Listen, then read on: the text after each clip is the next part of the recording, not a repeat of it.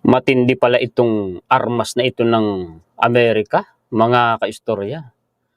Kaya pala nitong burahin ang China, kaya nilang pasabugin ang China sa loob lang po ng humigit kumulang 10 hanggang 15 minuto. At ang bomba po na ito, mga kaistorya, hindi lang iisa. Nasa 400 plus po pala ito. Aba, matindi. Kaya pala nitong marating ang distansya, mga kaistorya, na nasa 13,000 kilometers. Napakalayo, high-tech na high-tech at talagang malakas, mga kaistorya. At ang Germany po, mga kaistorya, malinaw po ang signal or mensahe na gustong iparating sa China. Huwag na huwag gagalawin ang Pilipinas. Oo, binabantayan din pala nila, mga kaistorya, ang buong Indo-Pacific region, kung saan nasa gitna tayo ng Indo-Pacific region na yan eh. Yan po ang mga balita na maibabahagi ko po sa inyo ngayon, mga kaistorya. Pagkatapos pupunta po tayo sa mga balita dito sa Pilipinas. Paki-share po at paki-like, mga kaistorya. Ang binabanggit ko po dito, mga kaistorya, ay nuclear bomb ng Amerika. Ito po ang Minuteman III. Para magkaroon kayo ng idea, magpakita muna po ako ng video clip. I-share ko sa inyo. Nasa 30 seconds po ang video clip na to. Kung di ako nagkakamali, may audio din po ito. I-play ko. Yan po yan. Minuteman III. Land base po yan, ha? 129. Launcher closure door open. Na silo. Nag-open yung silo. Ayan.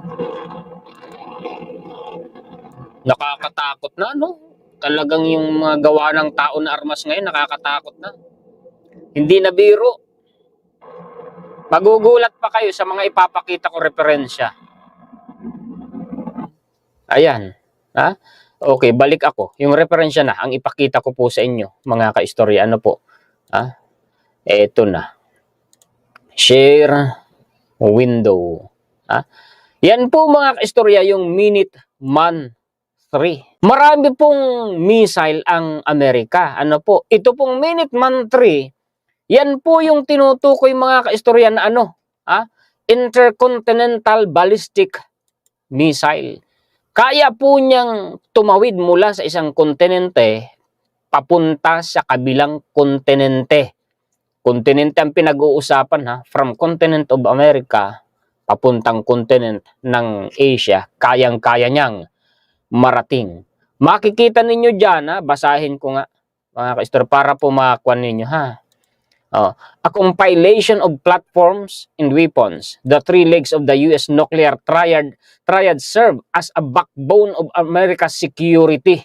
The triad, along with assigned forces, provide 24/7 deterrence to prevent catastrophic actions from our adversaries, and they stand ready, if necessary, to deliver a decisive response anywhere, anytime, kahit saan, sa panig ng mundo. Kahit anong oras, ganyang ka-high-tech na ang Amerika. Isang pindot lang pala ng Amerika sa red button, mga kaistorya, kayang ma-wipe out ang China. At ipapakita ko pa sa inyo mamaya, mga kaistorya, kung susumahin ang missiles ng Amerika na sa pinag-uusapan, nuclear arsenal, nuclear weapon, mahigit 5,000. Ang China nasa 500 lang. Kaya malabong mangyari yung sinasabi ng mga ng mga maka-China, yung mga umiidolo sa China, natakot daw ang Amerika sa China. Malabong mangyari, palagay ko. Malabo. Hindi kayang sindakin ng China ang Amerika. Kung pag-uusapan pa nga lang. Yung nuclear weapon po, yan ang pinaka-high-tech at pinakamalakas na itinuturing na armas pandigma. Sige nga. Saan naman pupulutin yung 500 kontra sa mahigit 5,000? Diba, mga kaistorya? Basahin ko pa sa baba, Kaya hindi po ako believe sa mga pro-China. More than 10,000 people provide up to 400 on alert combat-ready LGM-30G Minuteman III. Nasa 400 kasi yan. Intercontinental ballistic missile, mga kaistorya, no?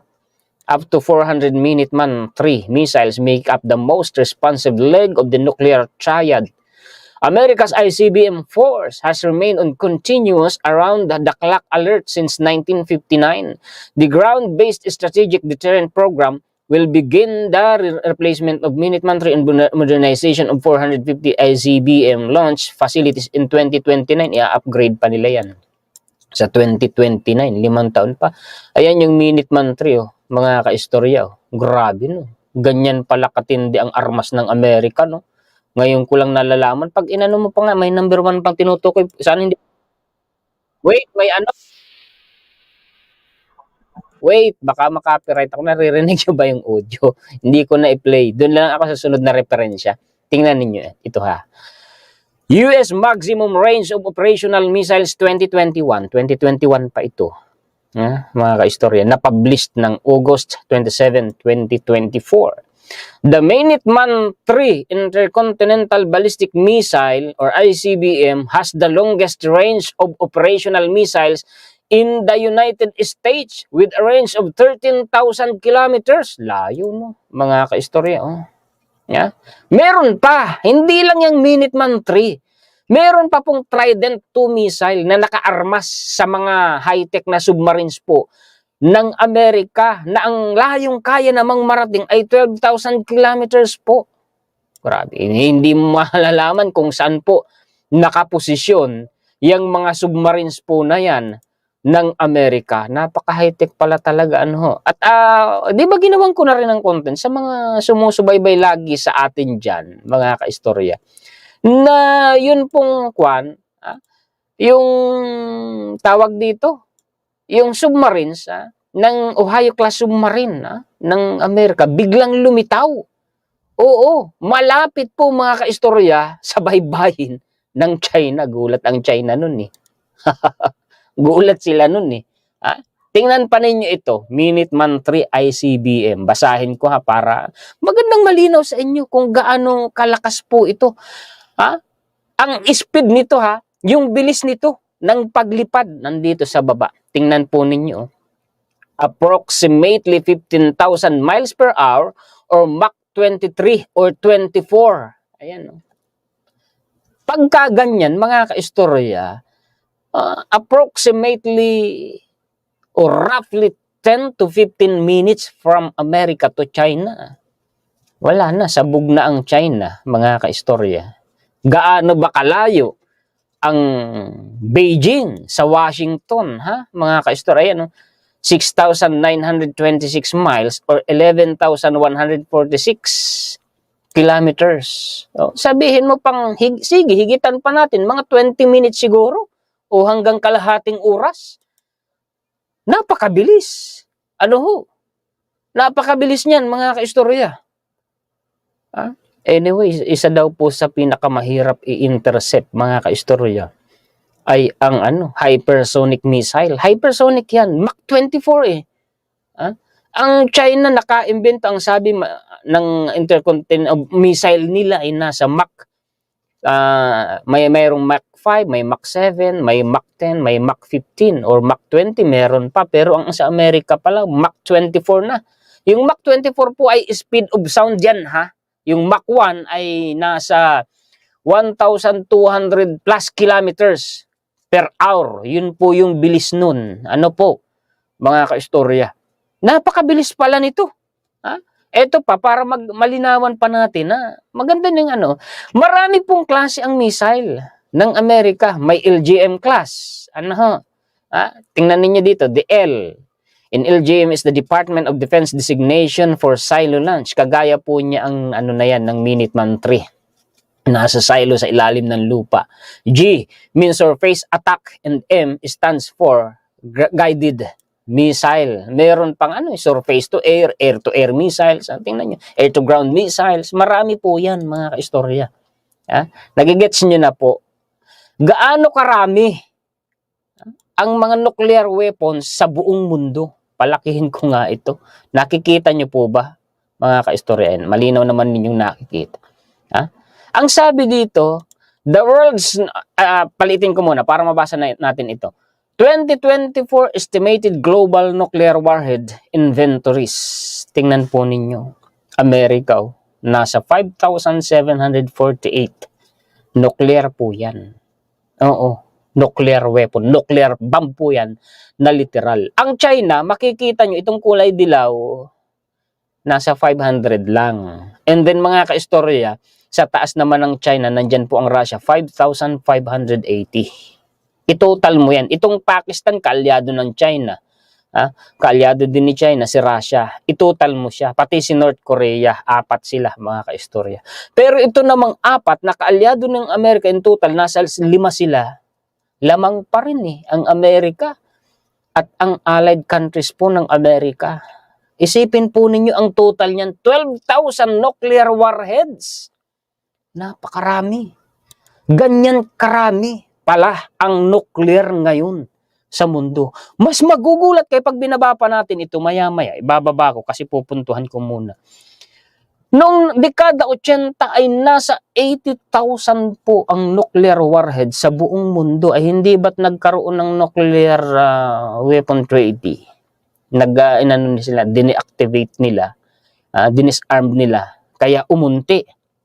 Pero tingnan ninyo, sa numero na yan, mga kaistorya, the nuclear arsenal alone of Russia or even the America can wipe out the entire civilization in the world. Sa loob lamang ng isang oras.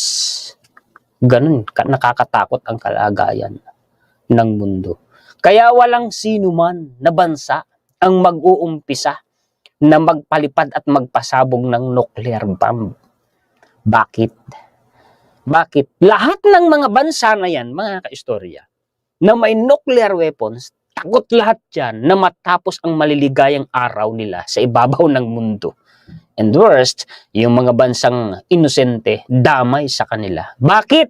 Bakit takot sila? Alam nila na once na ikaw ay nagpalipad at nagpasabog ng nuclear weapon, may retaliation. Yung pagganti, bubumbahin ka rin ng nuclear weapon. At base po sa mga impormasyon na akin pong na-research, mga kaistorya, sino man sa mga bansang yan na nandyan nakikita ninyo, wala pong sapat na pang-intercept kung ikukumpara sa bilang ng mga nuclear warheads na yan. Wala. Wala po. Wala pang 100 ang mga nagawa nila Amerika na lang Wala. So kung ganun pala, mga kaistorya, alinman sa mga bansang yan, hindi nila kayang depensahan ang sarili nila sa dami nung mga nuclear weapons na yan kung sakaling paliparin yan papunta sa kanilang bansa. Totoong masisira ang mundo, mga kaistorya. Mawawasak ang mundo dahil lamang sa armas na ginawa po ng tao. Huwag naman sanang itulot, mga kaistorya. Dati ko nang sinabi na ang sumisira sa mundo, man-made human activities din. At tingnan ninyo, yung mga digmaan na yan. Maging yung mga disaster ngayon, yung mga kalamidad ngayon, although natural naman may kalamidad, kaya lang kakaibang kalamidad ngayon, mga sobrang lalakas. Bakit? Yung cause ay human activities din, man-made din. Ano yun? Global warming.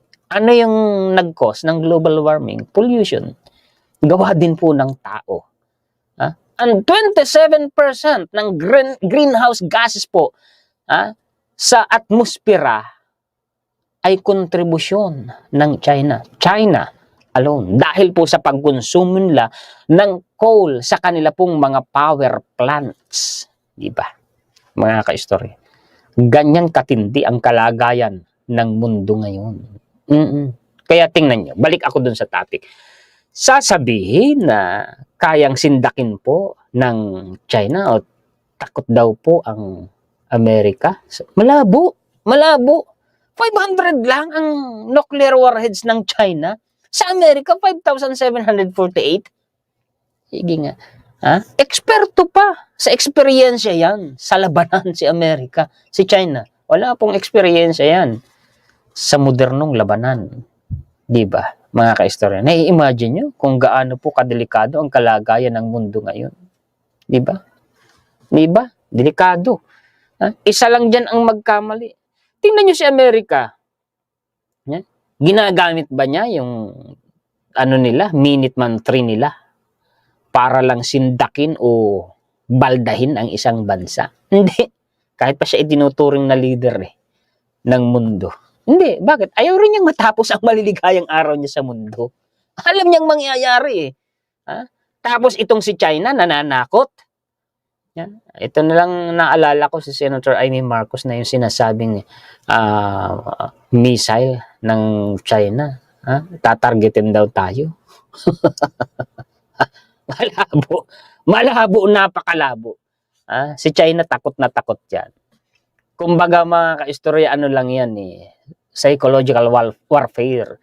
Sindakan lang yan. Pag nagpasinda ka, yari ka, talo ka. Ganun yan mga kaistorya. Sino man sa mga bansang, tingnan mo, si Russia, di ba't nasa gitna siya ng pakikipagdigma sa Ukraine? Gumamit na ba siya ng nuclear warhead? Ay, ang mga ICBM nila, ginamit na ba nila kontra Ukraine? Hindi.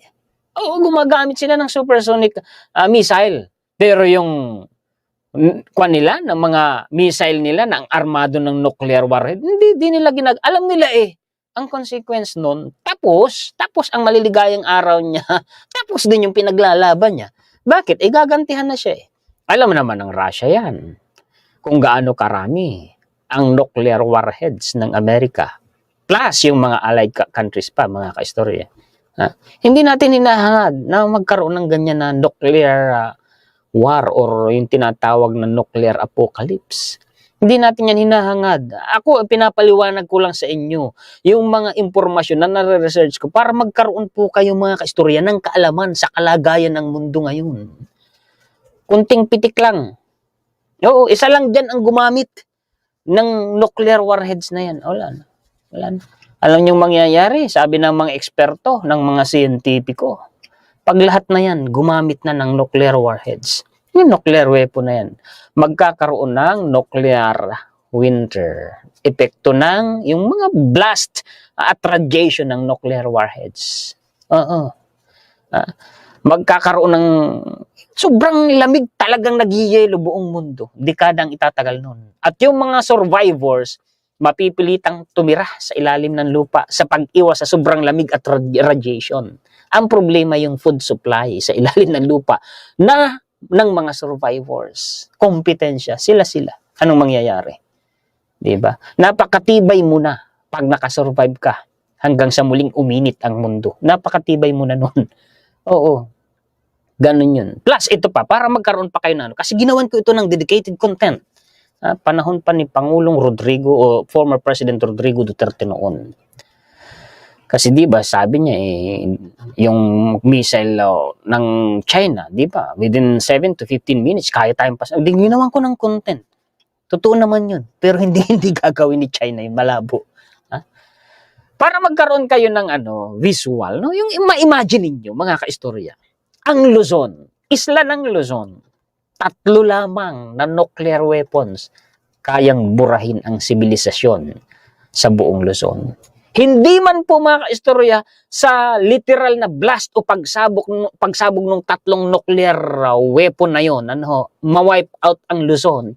Pero yung aftermath nung blast or pagsabog ng 3 nuclear bomb na yon, yun ang mas masaklap. Yung radiation nun, na magdudulot po mga kaistorya ng iba't ibang klaseng sakit sa mga hayop at sa mga tao. Yung tinatawag pa na genetic mutation.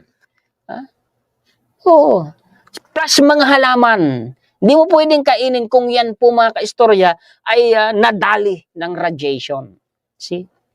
Unti-unti ang tao mawawipe out dahil sa aftermath sa epekto ng pagsabog ng isang nuclear bomb. Ganun po yun, mga kaistorya. Wala raw ibang pinaka-safe na bansa sa buong mundo pag nagkaroon ng nuclear war kung hindi ang New Zealand. Kahit i-research ninyo, real time. Yun ang makikita po ninyo. Punta na tayo ng New Zealand. Ang tanong, ito lang. Hindi ba idadamay ang New Zealand kung sakali? Makakaligtas kaya out of those 12,000 nuclear warheads, wala bang isa man lang, 3, 5, 10 na maliligaw sa New Zealand? Yun ang tanong. Di ba, mga kaistorya? Oh. Tuloy, paliitin ko na ito. Doon na tayo sa referensya about Germany. Eto na. Ang magtataka ka rito si South China Morning Post mismo ang nagbalita. Bakit kaya? Bakit kaya? Aminado na ba ang China? South China Sea. US Navy's newest air-to-air missile could erase China's aerial advantage. Talaga bang may advantage si China? Sa aerial tactics? Talaga ba? Well, sa South China Sea, malamang dahil yung kanilang military facilities na itinayo nila. Mga kaistorya, diyan sa mga nireclaim nila na artificial man-made island. Isa nga dyan, pasok mga kaistorya, kung hindi ako nagkamali, yung nasa West Philippines Unang-unang halimbawa, na nilagyan nila ng military facility nila, yung Mischief Reef. Maaring dyan. Ang problema, sige nga, kung hindi ka ika-counter ni Germany. Germany alone. Sige nga. Subok sa pakikipagdigmayan. At high-tech yan. Yung mga German cars na lang, napakatitibay, napaka-high-tech, hindi kayang tapatan ng mga China-made na kotse. Diba? Mga sirain nga yung German cars, alam nyo naman yung mga talagang branded luxury cars. Yan, galing sa Germany. Sila ang pioneer po dyan. Ay, lalo na sa mga kagamitang pandigma. Actually, mga kaistorya, World War I, nauna sila, kung hindi ako nagkakamali, correct me if I'm wrong, sa pag-develop po ng warplanes. Correct me if I'm wrong kasi yun ang pagkakaalam ko, mga kaistorya. Tuloy, basahin natin ito. The AIM-174B is the longest range such missile the US has ever fielded and outranges China's PL-15 missile. See, mga kaistorya. Aminado Dito may Minuteman III. Tapos doon sa referensya pinakita ko kanina, meron pang Trident 2 missile. Tapos dito meron pa palang AIM missile. Itong si Amerika. Wait, nabanggit ko kanina, Germany. Itama natin agad. Amerika. Kasi meron po akong literal dito, mga kaistorya, na yung pagbisita po, ng Germany, ito pala yun, sa Voice of America. Dito muna tayo. Tingnan ninyo. Could wipe out, could erase yung dominance umano o advantage ng China. Aerial. Sa himpapawid.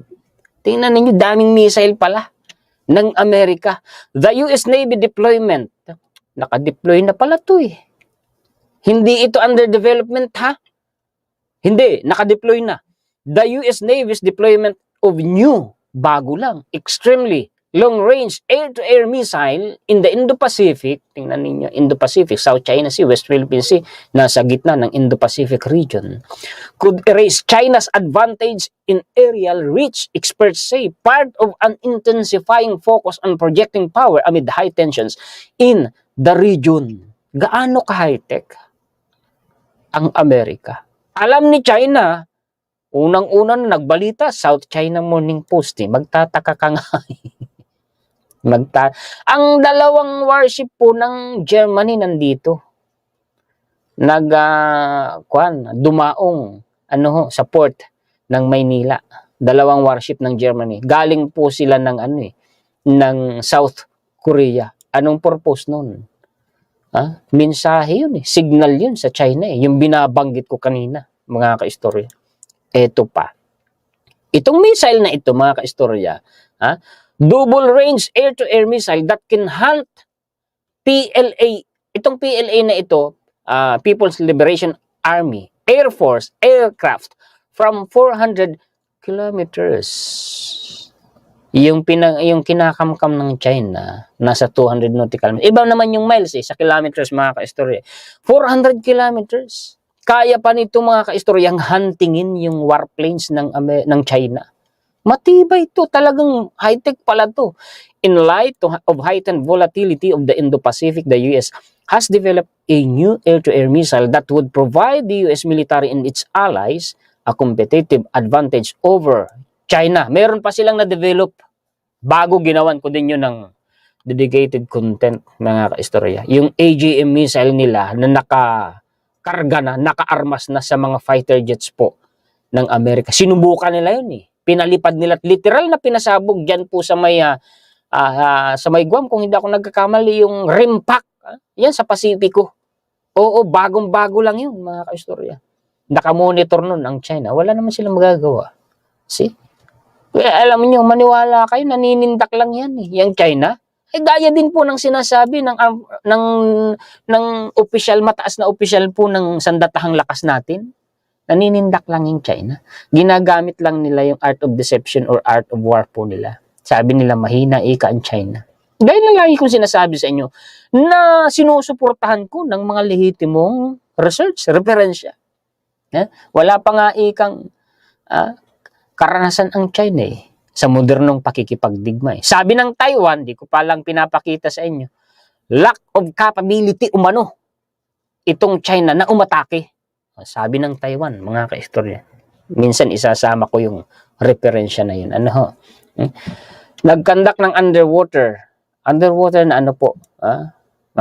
Anong klaseng underwater po? Huwag kayong masindak sa ginagawa ng China. Actually, mga kaistorya, kaya nila ini-expose yun, yung mga ginagawa nila. Kaya nila binabalita para sindakin lang po tayo. Para ipakita lang kunyari sa Amerika na kaya nilang sumabay. Pero ang totoo, takot. Di yan aatake. Di po yan mag-uumpisa ng pakikipagdigma. Malabo yan. Saan naman sila kukuha ng pansupply nila sa pakikipagdigma? At ang didigmain nila kung sakali Pilipinas or Taiwan, napakaraming bansa ang babanggain nila. Saan sila pupulutin? Bagsak ang ekonomiya nila. Tapos pinupugpug pa ng korupsyon ang militar nila. Tapos nilalayasan pa sila at iniiwasan pa ng mga foreign investors.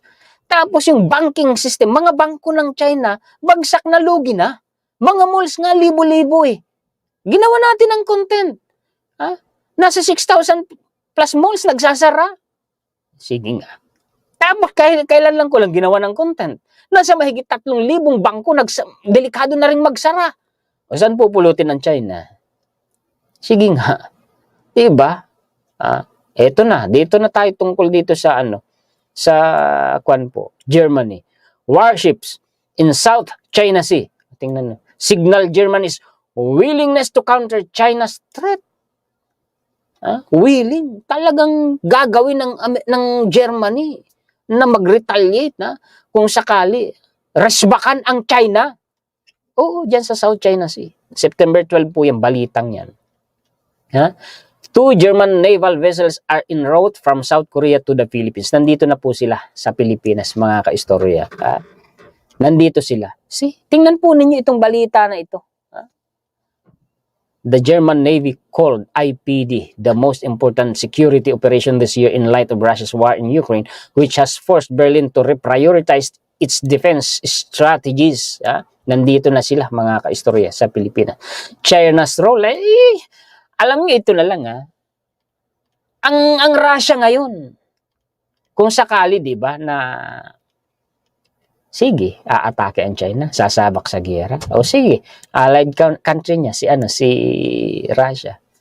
Kung sakali man tumulong sa kanya ang Russia, limitado lang magagawa ni Russia. Business siya At yung mga assets po ni Russia, at maging sa mga sundalo nila, libo-libo na po ang nakaltas. Yung Ukraine nga po, di ba ipinagyayabang ng Russia yung mga kwan po nila, yung mga tangke nila? Anong nangyari? Naging graveyard ng mga tangke ng Russia ang Ukraine. Naging libingan ng mga high-tech na tangke ng Russia ang Ukraine. Drone lang ang pumupulbos sa tangke nila. See? Bakit? Bakit? Ganun. Ipinagyayabang yun ng Russia na high-tech din. Bakit ganun ang nangyayari?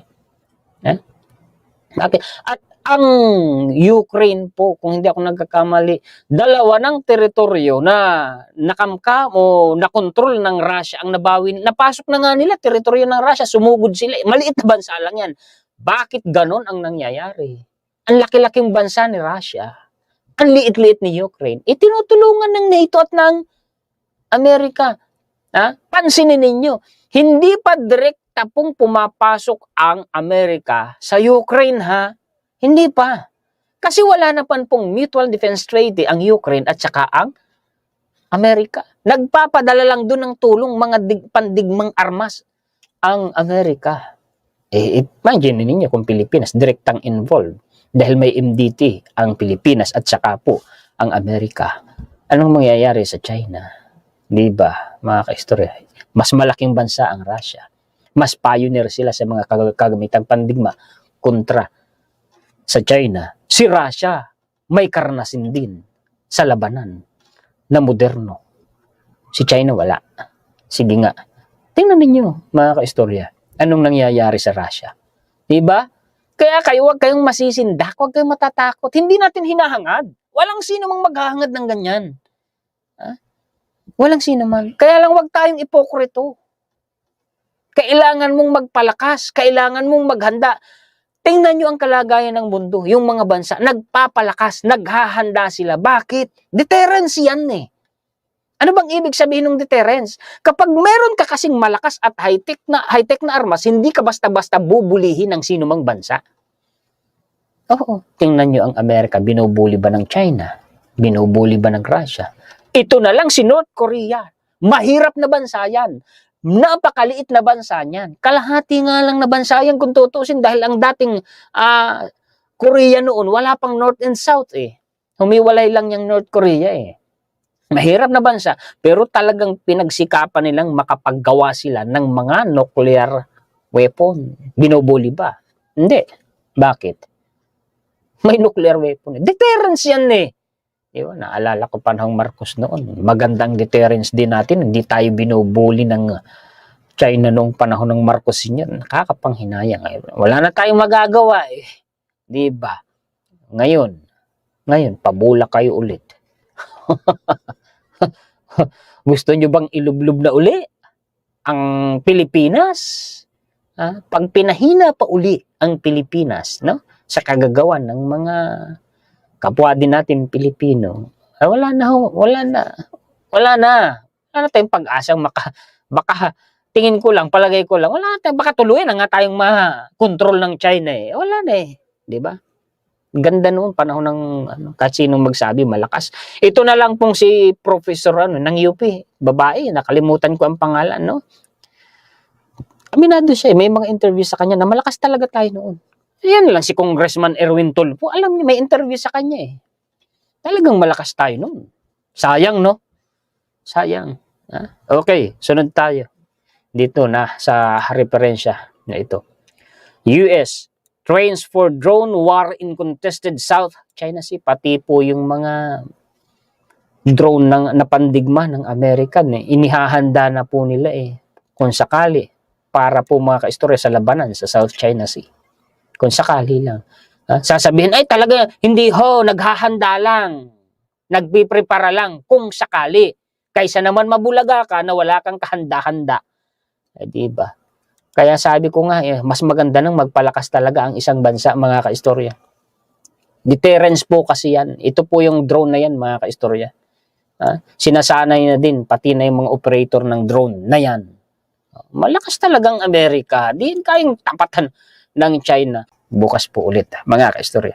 Muli, ako po si Juan Historiador, ang tagakwento ng totoong istorya ng kasaysayan na nagmamalasakit sa kapwa ko Pilipino at nagmamahal sa bayan ito ang bansang Pilipinas.